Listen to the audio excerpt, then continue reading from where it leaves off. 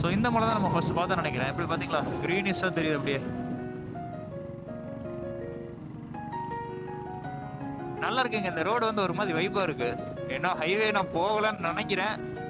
அடுத்த டோல் வந்ததுக்கப்புறம் அந்த பெரிய ரோடு வரும்ல, அப்போ தெரியும் ரோடு வந்து இப்போ இதே மாதிரி 2 சைட்லேயும் வந்து க்ரீனிஷாக இருக்கா, இல்லை வந்து காஞ்சி கருவாடா போய் கிடக்குதான்னு அப்போ தெரியுங்க.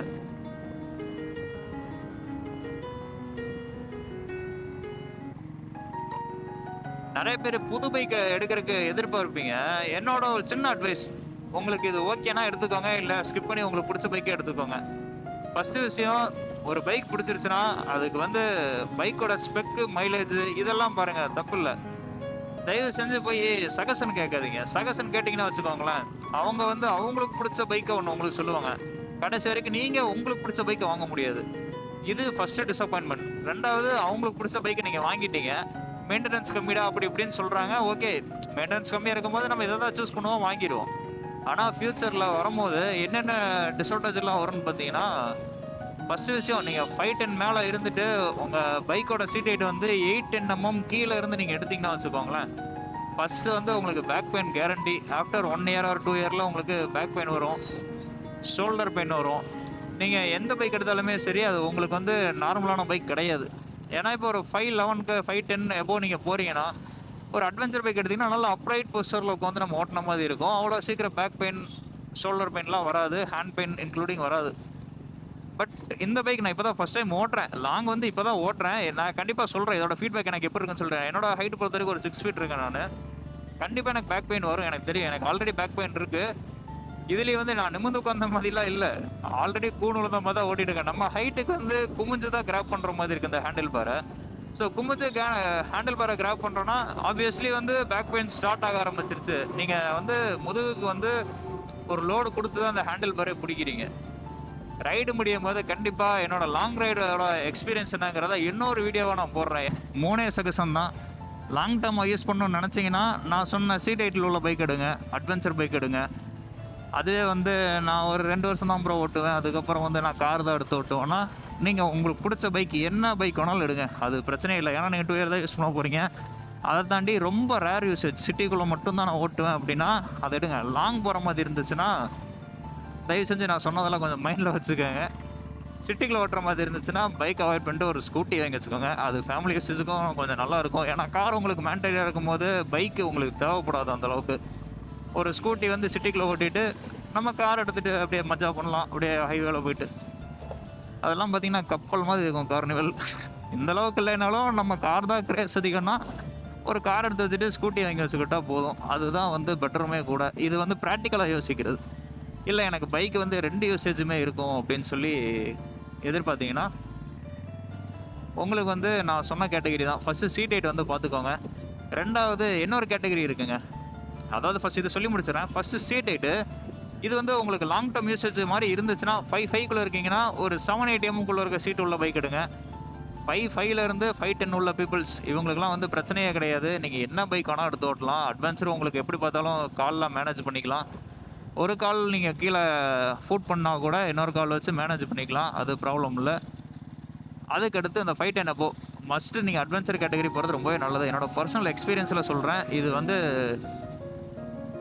நமக்கு வந்து இந்த நார்மல் 800 mm 800 mmலாம் செட்டே ஆகாது. அதை வாங்கி வச்சுட்டு அதுக்கப்புறம் ஃபீல் பண்ணுறதுல எந்த பிரயோஜனமே இல்லை. மிடில் கிளாஸான பீப்புள் நம்ம வந்து ஒரு டைம் தான் பைக் எடுப்போம், 2வது டைம் எடுக்க கண்டிப்பாக வாய்ப்பு கிடைக்குங்க. ஆனால் வந்து கால சூழ்நிலையால தள்ளி போயிட்டே இருக்கும். அதனால வந்து ஒரே பைக் அட்வென்ச்சரை சூஸ் பண்ணிக்கிறது ரொம்ப நல்லது. இந்த பைக் அந்த பைக்குன்னு மாற்றிட்டு இருக்காமல் உங்கள் மைண்டில் இருக்க பைக்கை ஒன்று தூக்கிடுங்க. 2வது கேட்டகரி இது வந்து என்னென்னா, நான் ஒவ்வொரு பைக்கும் நியூ பைக்குமே நான் ரிவ்யூ போட்டுட்ருக்கேன். சும்மா காட்டில் தரேன், ஏதாச்சும் ஒரு பைக் வரும், நீங்கள் மறக்காமல் பாருங்கள். அதில் வந்து நிறைய பேர்த்தோட கொஸ்டின் என்னென்னா, இந்த பைக் எடுத்துகிட்டு லாங் போகலாமா அப்படின்னு கேட்குறீங்க. லாங் தாராளமாக நீங்கள் XL50 கூட எடுத்துகிட்டு போகலாம், அதில் வந்து பிரச்சனையே கிடையாது. அதில் என்ன பிரச்சனை வரும்னு பார்த்தீங்கன்னா டியூரேஷன். அது என்ன டியூரேஷன் பார்த்தீங்கன்னா, நம்ம ஸ்டாப்பிங் பண்ணுற டியூரேஷன். அந்த வண்டி வந்து ரிலாக்ஸ் ஆகணும். இப்போ நான் இந்த பைக் எடுத்துகிட்டு போகிறேன்னா, இது வந்து 350cc, இதுக்கு வந்து ஒரு 100 to 130 km ஒன்ஸ் வந்து ஒரு பிரேக் விட்டு எடுத்தால் வண்டியும் ரிலாக்ஸாக இருக்கும், நம்மளும் ரிலாக்ஸாக இருக்கலாம். ஏன்னா வைப்ரேஷன் ஓவர். ஏர் கூல்டு கூட. இது வந்து ஆயில், லிக்விட் கூல்டு இந்த மாதிரி எந்த இதுவுமே சப்போர்ட் பண்ணாது. டேரெக்டாக இந்த விண்டு போடுற காற்றுனால இந்த இன்ஜின் வந்து இப்போ கூல் ஆகிட்டு இருக்கு. அதர்வைஸ் இந்த இன்ஜினை வந்து நேச்சுரலாக எதுவுமே கூல் பண்ண முடியாது. அதாவது ஆர்டிஃபிஷியலாக இந்த ஆயில் கூல்டு வச்சு லிக்விட் கூல்டு வச்சு எதுவுமே பண்ண முடியாது. ஸோ நம்ம வந்து ஒரு 130 கிலோமீட்டர் 150 கிலோமீட்டருக்கு ஒருக்கா ஸ்டாப் பண்ணிக்கலாம் 350 சிசினால. இதுவே வந்து நிறைய பேர் கேட்பீங்க 125 சிசி லாங் எடுத்துகிட்டு போகலாமான்னு கேட்பீங்க. எந்த பைக் வேணாலும் நீங்கள் எடுக்கலாம் ப்ரோ. எந்த பைக் வேணாலும் இந்த பைக் தான் எடுக்கணும் அதை தான் எடுக்கணும்னு இல்லை. பிரேக்கிங் ஒரு டியூரேஷனை மட்டும் குறைச்சிக்கோங்க. 150 சிசி இருந்துச்சுன்னா ஒரு 120 கிலோமீட்டர், 125 இருந்துச்சுன்னா ஒரு 80 to 90 கிலோமீட்டர். அப்புறம் நீங்கள் அதுக்கடுத்து கொஞ்சம் கொஞ்சம் அந்த ஏர் கூல்டாக இருக்கும் போது தான் ஆயில் கூல்டு கூட ஓரளவுக்கு மேனேஜ் பண்ணி 150 கிலோமீட்டர்லாம் தாராளமாக ஓடும். அது பட் சிசி கொஞ்சம் கம்மியாக இருக்கும். அதனால 150 டியூரேஷன் சொல்கிறேன். ஏன்னா மேக்ஸிமம் வந்து 250 சிசிக்குள்ளே தான் வந்து அந்த ஆயில் கூல்டு வண்டிலாம் வருது. அதுக்கு மேலே மோஸ்ட்லி வந்து லிக்விட் கூல்டு கொடுக்க ஆரம்பிச்சிடுறாங்க. ஸோ எனக்கு தெரிஞ்சு இப்போ அந்த பைக் இல்லைன்னு நினைக்கிறேன். ஹோண்டாவில் வந்து CB300ன்னு ஒரு பைக் இருந்துச்சு. அதுவுமே வந்து ஆயில் கூல்டு தான். அதுக்கெல்லாம் வந்து நீங்கள் ஒரு 150 to 180 கிலோமீட்டர் வந்து டியூரேஷன் ஒரு பிரேக் விட்டு நீங்கள் எடுக்கிறது நல்லாயிருக்கும். ஸோ அவ்வளோதான். மேஜராக இதுதான் R&D. ஒரு பைக்கு பண்ணுறாங்கன்னா அதெல்லாம் லாங்கு எல்லா ரோடுமே ஓட்டி தான் வந்து R&D பண்ணுவாங்க.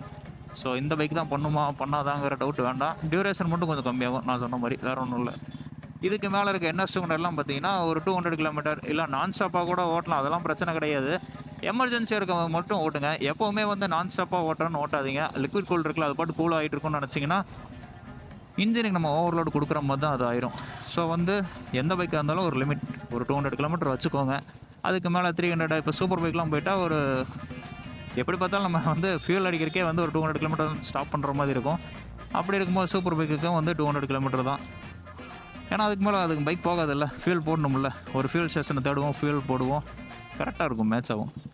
ஹைவேல பார்த்தீங்கன்னா 3 ரோடு பிரித்து வச்சுருக்காங்களா. இந்த பைக்கர் போகிறாருல இவர் வந்து பைக்கிங் லைன் தான். இதில் தான் நம்ம ஆக்சுவலி போனோம். பார்த்தீங்கள்ல எப்படி அருமையாக வராங்களா. ரெண்டாவது பைக்கை கார் வந்து மோஸ்ட்லி வந்து இந்த சைடில் வந்து பார்க் பண்ணுறாங்க, சேஃப்னு நினச்சி பண்ணுறாங்க. ஆனால் ஆக்சுவலி வந்து பைக் போகிற லைன் நான் இப்போ பார்த்தேன் 2-3 இடத்துல வந்து நிறுத்தி வச்சுருந்தாங்க. இப்போ பார்த்தீங்கன்னா இந்த காருக்கார் அவர் லைனில் கரெக்டாக தான் போகிறாரு. ஓகேங்களா. நான் வந்து இந்த சைடில் மாறுறேன்னா அந்த சைடில் கொஞ்சம் பேர் நிற்கிறாங்க. ஸோ மாறி கொஞ்சம் ஏறலான்னு பார்த்தா காருக்காரங்க உள்ளே வராங்க.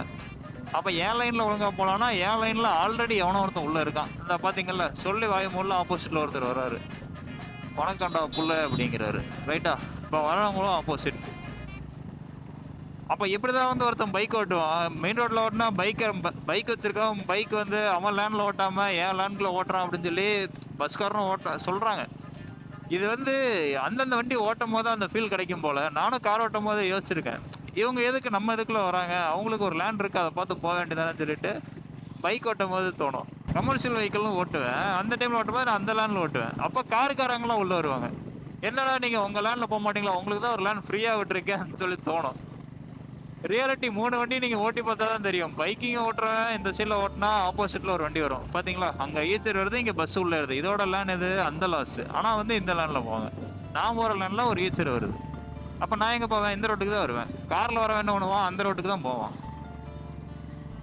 உள்டாவாக தான் போகுது. இது என்ன கான்செப்ட்னு தெரில. கடைசியில் வந்து பைக் வச்சிருக்கவன் மேலே தான் தப்பு. அவன் தான் பூந்து போயிட்டான், அவனால தான் ஆக்சிடென்ட் ஆயிடுச்சுன்னு சொல்லி ஒரே வார்த்தையில் முடிச்சிடுறாங்க.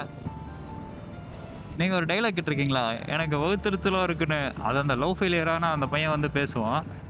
இது என்ன சீன்னா இப்போ பாருங்கள், 1 2 3 4 5 5 லேன் வந்து இப்போ நிற்கிது. ஓகேங்களா. இந்த 5 லேனும் வந்து ஒவ்வொருத்தராக போயிட்டு இருப்பாங்க. ஆனால் நம்ம வந்து பிரச்சனையே இல்லாமல் போயிடுவோம். பிரச்சனைக்குரிய இடம் வந்துருச்சுன்னு நினைக்கிறேன். நம்மளே போக முடியாத அளவுக்கு வந்து டிராஃபிக் பண்ணி வச்சுருக்காங்க. அருமையிடாடே. இப்போ நமக்கு தான் வயிற்றுச்சலாக இருக்குது.